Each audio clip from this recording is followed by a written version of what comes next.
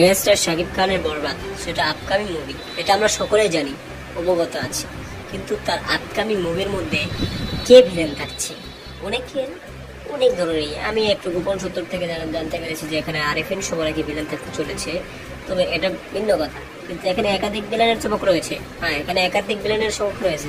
এখন আমরা আরেকটি নিউজ চলতেছে যে এখানে ইনিকা পাওয়ার এবং সাবিনানুর দুজনেই রয়েছে। তো এখন মূল বিষয় যেটা, এখানে ভিলেনকে থাকতে চলেছে। তো আমি যতটুকু জানতে পেরেছি মূল ভিলেন, মেন ভিলেন থাকে তামিলের, মূল ভিলেন থাকতে তামিলের এবং বলিউড এবং তামিলের কয়েকজন আর্টিস্টকে, বেশিরভাগ আর্টিস্টকে বলিউড এবং তামিল থেকে দেখা যাবে এবং বাংলাদেশের 4-5 জন বাঘা বাঘা অভিনেতাদেরকে এখানে দেবে এবং এখানে মিশা সওদাগরকে সহ দেখা যাবে।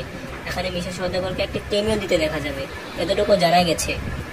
হইতে বরবাদ বেশিরভাগ তামিল ভিলেনের মাধ্যমেই এটা একটি বড় স্কেলের মুভি হতে চলেছে। আর এই আমি যতটুকু জানতে পেরেছি এটা এই স্ক্রিপ্টটা তিনি 1 বছর ধরে লিখছেন, অর্থাৎ মেগাস্টার সাথে এই স্ক্রিপ্টটা 1 বছর ধরে পড়ছেন, মানে 1 বছর ধরে বুঝে শুনে এই প্রজেক্টে রাজি হয়েছেন যে এটা করার মতো প্রজেক্ট, এটা বাতিল করা যাবে না, এটা মানুষ দেখলে এটা মানুষের কাছে পছন্দনীয় হবে। এই সব কিছু দিক বিবেচনা করে তিনি এই প্রজেক্টটা হাতে নিয়েছেন, এতটুকু আমাদের কাছে খবর এসেছে।